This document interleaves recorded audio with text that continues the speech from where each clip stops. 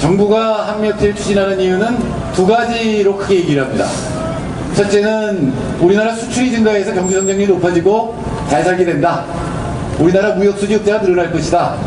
두 번째는 뭐냐면 좀 전에 우석균 선생님 얘기하셨겠지만 미국의 좋은 서비스 제도를 도입해서 우리나라가 서비스 선진국이 된다. 특히 중국이 제조업에서 쫓아오는데 우리가 빨리 선진국으로 되지 않으면 중국한테 곧 따라잡힌다.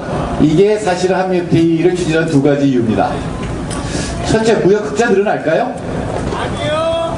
네, 안 늘어납니다.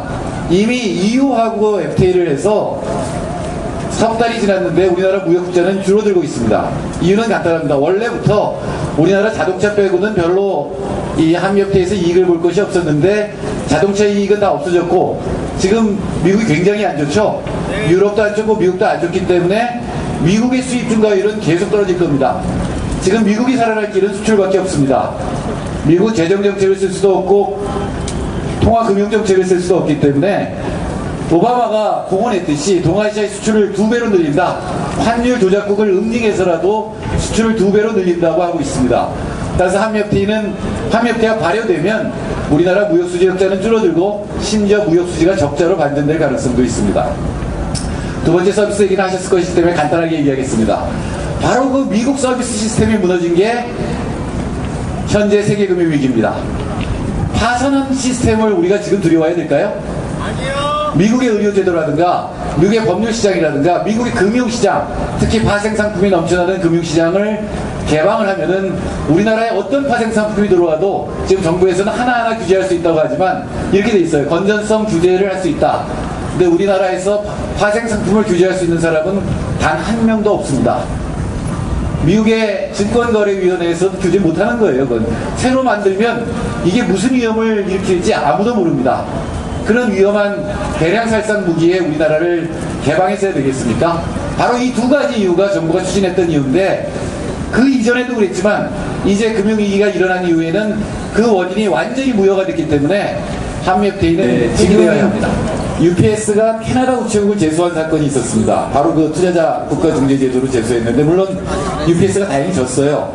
근데 그 내용에 기가 막힌 것들이 들어있는데 그 중에 하나에는 이 캐나다 우체국이 교차 보조를 한다는 것도 그렇습니다.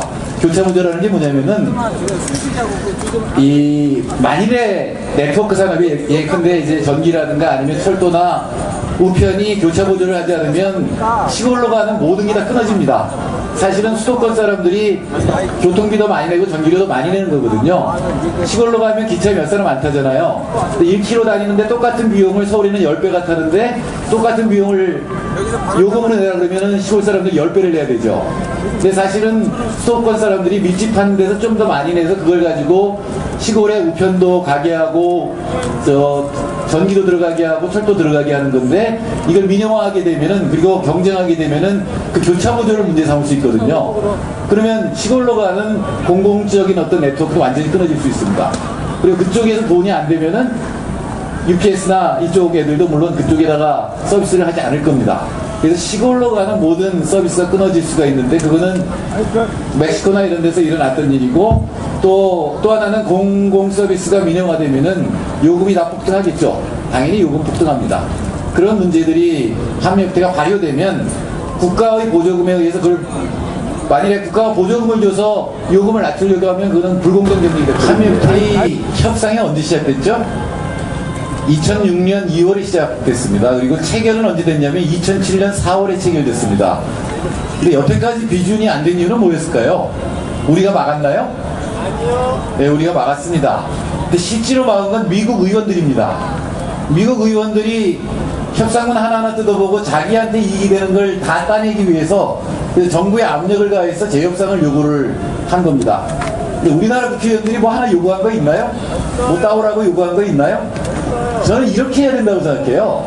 지금 찬성하는 의원들 중에 가장 한미협회를 잘하는 의원, 예를 들어 남경필 외통위 위원장이 지금 통과시키려고 하잖아요. 저희를 부를 게 아니라 여러분이 남경필 위원장을 불러서 한미협회를 아나 한번 물어보세요.